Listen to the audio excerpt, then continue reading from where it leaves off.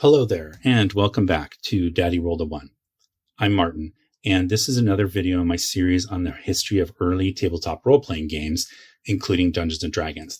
Today, we're going to be talking about the Thief class, more commonly now known as the Rogue in modern editions, and where, why, and when, and by whom the Thief class was created. So if you're new to the game, you might not realize that the Thief has not always been one of the core classes of the game, nor was it created by one of the two co-creators of the game, Dave Arneson or Gary Gygax. After we talk about that, how it got developed, we're going to go very briefly through how the Thief class has changed and evolved over the years to move from the initial concept of the Thief class to the version of the Rogue that we have in 5th edition that is a little bit more focused on combat and being more of that kind of like striker type character that we envision in the modern edition of the game, which as of the time of this video is 5th edition. So we're going to start out with some history going to 1974 and the release of Dungeons & Dragons. And this book was used to make your characters. This is Men in Magic. There were 3 books, and it says very specifically that there are 3 main classes of characters: fighting men, which we now call fighters; magic users, which could be used to play wizard, sorcerer, warlock, whatever you wanted; and then clerics. There are no thieves in this. You'll also notice that it says it's rules for fantastic medieval war games campaigns playable with paper and pencil and miniature figures. When this game was created, the creators and also the predecessors that came before them that kind of helped them get to where they got to the point that they could create Dungeons and Dragons, which we now call role-playing game. That term was not used here because that term in that time was not a common term used to define this whole genre of games that we have now. They thought of this really as being more of like an expansion or an extension or a variation of a medieval war games campaign that they would have played with miniature figures, because that was the context that they had. So one of those early war gamers who discovered this game in 1974, right after it came out, was a gentleman by the name of Tom. I think his last name is pronounced Coveney. And he got this game and brought it to his home gaming group in Santa Monica, California, probably best known as the setting for the beloved 1970s sitcom Three's Company. However, it was also home to a store called Aero Hobbies, very important in the history of early tabletop role-playing game development. And if my research is correct, I think has been there since the early 1940s. It unfortunately closed in right before the pandemic. I think it closed around 2019. But Tom brings it back to his gaming group, and a couple of the people in that gaming group we're going to talk about here. So first is a gentleman by the name of Daryl Wagner, and he is contacted me after I posted my video on the history of skills in early tabletop role-playing games. There's a link here in the upper right-hand corner. And Daryl commented on my post and said, well, as the person who created the Thief class for D&D, I kind of also created the first skill system for D&D, which I thought was a unique way of looking at it. And I was happy to talk with Daryl. And so I asked him if I could kind of interview him by chat. So we chatted. And so that chat is going to be the first part of this video, talking about the history of the Thief class. The other gentleman we're going to talk about is Gary, I believe his last name is pronounced Schweitzer. So he was part of this gaming group back in the early 70s. He works at Aero Hobbies and ends up kind of managing and owning it until he unfortunately passes away in 2006. So Daryl mentioned to me that after Tom brought this game, they would do a lot of solo games, one-on-one DM and player. And so one of those games that Daryl was running, he was the DM. The player was running a character with had 2 henchmen, and one of his henchmen was trying to open a door. And in this version of the game, to open a door that's locked, you use strength and you bashed it down. And this henchman had really poor strength. And the player asked Daryl Wagner, hey, can I use my dexterity instead and try to pick the lock? And Daryl Wagner, being a really good DM, thinking on his feet, makes a ruling to keep the game going, rather than trying to get bogged down in like the rules. But then he later on wants to go codify what he had just done. So he ends up creating this class that the game group collectively decides the best name for is the Thief. Then Gary Schweitzer takes that idea, ends up calling Gary Gygax on the phone. Gary's phone number was listed. Gygax's phone number was listed because people used to call him all the time and ask him questions about the rules for this game, because the rules in here are not really well defined. And Gary Schweitzer calls him and says, hey, we're playing your game. We're using this new thing we created called a Thief. Gary Gygax is taking notes, gets off the phone, takes those notes, and then writes a class that he then publishes in the Great Plains Games Players newsletter, issue number 9. some very bad scans of it here. There's just unfortunately not a lot of material out there on this. These are from the Playing at the World blog. I actually do have a transcript of this that's easier to read. I'm just not allowed to share it. But it talks about the game, and Gary Gygax mentions a man by the name of Gary Schweitzer. So historians have agreed that it was probably Gary Schweitzer. I know it sounds similar, but spelled completely differently. And says that Gary Schweitzer's group was using this thing, but then Gary Gygax says, so here's the new official class added to the game, the Thief class, and Gary Gygax takes it and publishes it here. So you'll see he talks about things like that it has it can only be neutral, and it's based actually on the magic user. So one of the things that Daryl Wagner told me when he created the class was that he created it based on the magic user. So it uses magic user hit dice and attack values. And he did that because he looked at the thief abilities as being like magic user spells. They always work. So the thief would have this suite of abilities that they could pick from. And according to Daryl Wagner, the way he envisioned it was that a thief that wanted to open a lock, it just always worked, unless it was maybe magical. And then there might be a check, but otherwise if they was climbing walls or moving silently or whatever, all those abilities worked automatically. One of the changes that Gary Gygax makes in this version here is that thief abilities are based on a check on a percentage basis. And I think that was Gary Gygax's way of trying to balance this class, because magic users are balanced by the fact that they only have a limited number of spells per day, and they have to gain higher levels to gain access to more spells. So I think Gary Gygax's balance to that was to make these thief abilities based on a chance of success. I can't prove that. It's consistent with his game design philosophy.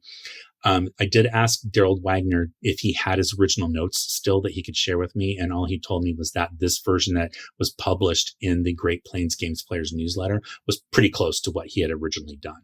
So people a lot of times think thieves in the initial version of the game that aren't great, partly because they have such low hit dice. But the reason they had that was because, again, they were based on the magic user class. So Gary publishes this, goes out to extremely limited distribution. So, I mean, we're talking like, probably like less than 200 to 300 people total would have seen this. Then he publishes this game, or this supplement one called Greyhawk. And in this, you see it says there are now 4 main classes of characters: fighting men, fighters, magic users, clerics, and thieves. Okay. He doesn't credit in here anywhere Gary Schweitzer or the group at Aero Hobbies. So that will be important later. But now they can be neutral or chaotic. He talks about how they aren't as strong as other classes. If you remember from the other version that was in the newsletter, it specifically says they're not good at combat. It says that right out front, and that it repeats that here. But then it says that they can employ magic daggers and magic swords. Just a brief thing on that. Why would Gary mention this? It's because in this version of D&D, when a dungeon master was stocking a dungeon, you were stocking it based on these tables that you would roll based on what kind of creature was defeated to get you to that horde. And magic swords and daggers come up in those tables for weapons much more frequently than any other kind of weapon. So that was a balancing factor that Gary put into the game. It's also coincidentally why clerics can't use edge weapons in this game. Gary tries to retcon it later and say it's because they can't shed blood or something like that. He's trying to give an in-game world reason why clerics don't do that. The real reason it was balance. The chance of a mace or other blunt weapon showing up on those magic item tables was very, very low. And the balance of that is because clerics can cast spells and wear armor. So the balancing is that they're probably never going to get a magic weapon, because if you roll a sword, the cleric and the magic user can't use it. They're going to give it to the fighter or to the thief. So that's just a little look into balance of early edition of D&D. You see their abilities here: opening locks, removing traps, not finding, but removing traps. So the implication here is that any character can find a trap by describing how they're searching, because there's no search skill in this game. So the player describes what the character's doing. And then if you find it, the thief can remove it. Listen for noise, move with great stealth, filch items and pick pockets, hide in shadows, strike silently from behind, which later becomes known as backstab. And then in 3rd edition and beyond is called sneak attack. It's been here since the beginning. Climb nearly sheer surfaces. It also says dwarves, elves, half-elf, and hobbits can be thieves and can advance to whatever level that they want, to the highest of levels, which they couldn't do for other classes. And in fact, most of them couldn't be any other class other than a fighter, except elves were combination fighter magic users. At 3rd level and above, they can read languages with 80% chance of success. And at 10th level and above, they can read scrolls. Then it talks about their backstab ability. Okay. Then you see over here, all the way over here. The experience points tables for the thief, which are very close to what was in the newsletter, although it does change a little bit at the higher levels, but the low levels very, very similar. Level titles are the same as what we saw in the Great Plains Games Players newsletter. And then you've also got your open locks, remove traps, pickpockets, all these abilities here. The one that it doesn't talk about is climb walls, because that was always a success. These are all based on a percentage. Your noise is based on a D6. So on a 1 or 2, you heard the noise. At higher levels, on a 1 to a 3, you hear the noise, etc. Also, this is the first time that you see that being a non-human race can give you a bonus to your thief skills. It's the only class that they got that bonus for. Okay, so that's 1975. However, Gary publishes this. Gary Schweitzer hadn't told his group that he was calling Gary Gygax to tell him about the thief. Gary Gygax doesn't credit Gary Schweitzer or the Aero Hobbies group in this book or in any future publication about the thief class in D&D. So Daryl Wagner said it was a complete surprise that this was coming out. And later on, that group publishes a book called The Manual of Arania, which is one of the very first third-party books that has alternate or additional character classes for D&D. And if you read between the lines in that book about where they talk about why that book exists, it's very clear they were really upset. They thought Gary Gygax had stolen the thief from them. And so they were publishing their classes so that no one else could then claim it was theirs. They were going to publish it themselves.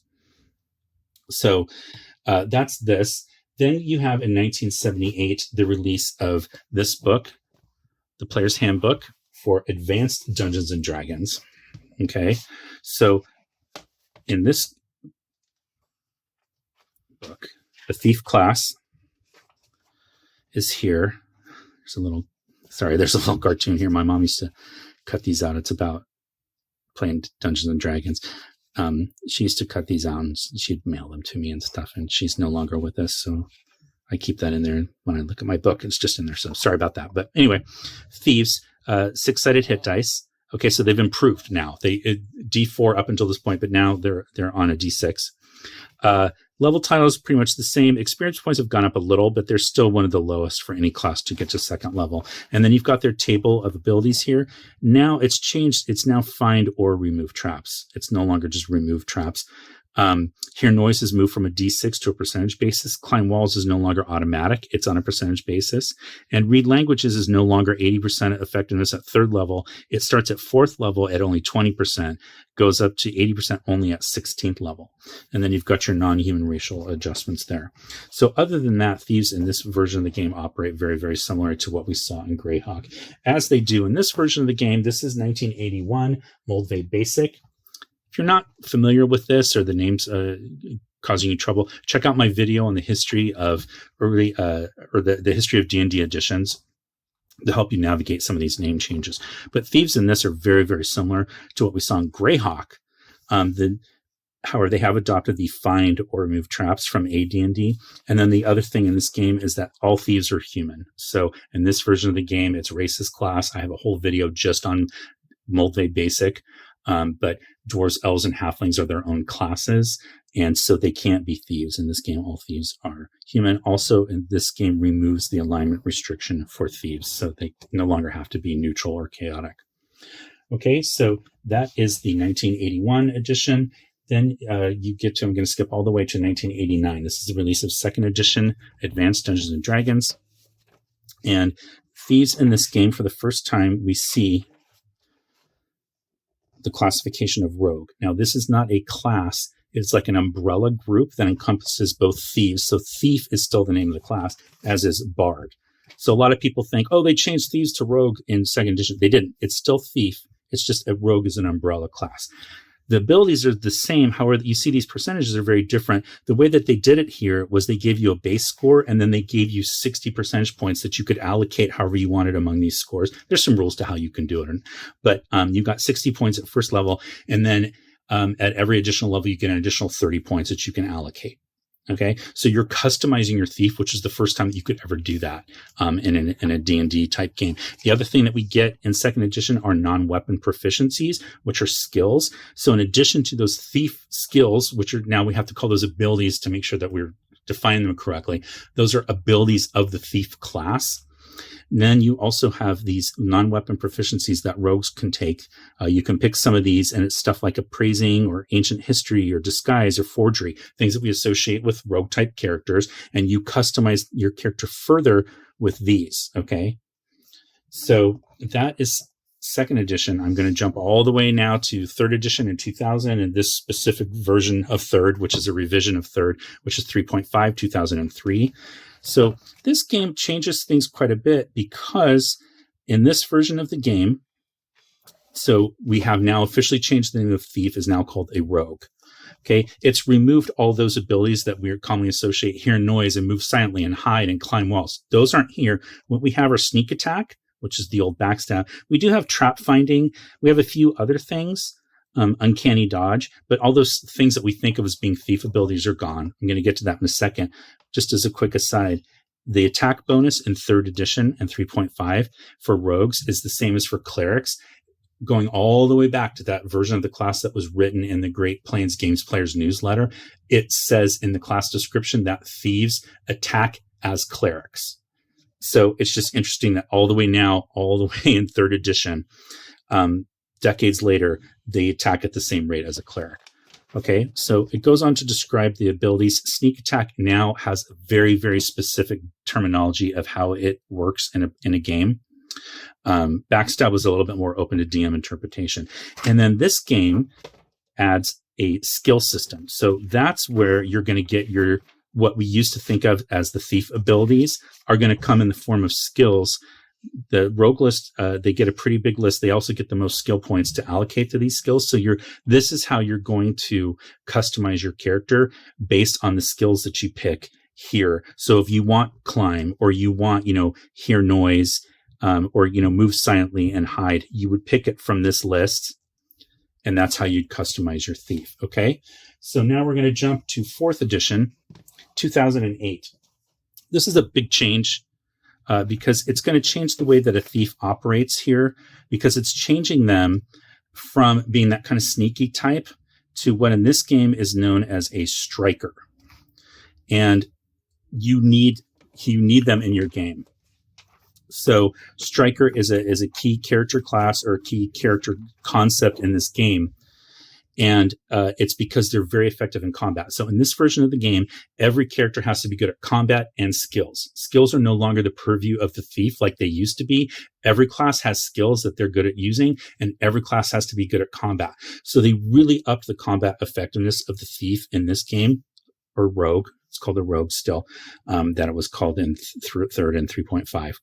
So, but the thief now becomes, you're getting more that ninja type. You're getting away from the sneaky type and into that kind of very specific combat effective character. So that's fourth edition. And then fifth edition kind of does that a little bit. It sticks with that sort of format of having the rogue be an effective combat character. It dials it down a little bit from fourth edition. I think it's fun that there's a rogue archetype of thief. That's a callback to the original editions. So again, that's a very, very quick look at the history of the thief class and how it has evolved over time. If you'd like specific details on any of these books, please let me know, or editions, and I'll give you more specifics. In the meantime, if you enjoyed this video, if you could please like and subscribe to my channel. If you could please share it on your social media to help me grow my channel, and comment, I would really like that. And that's it for now. Thank you for watching, and I will speak to you next time. Thanks.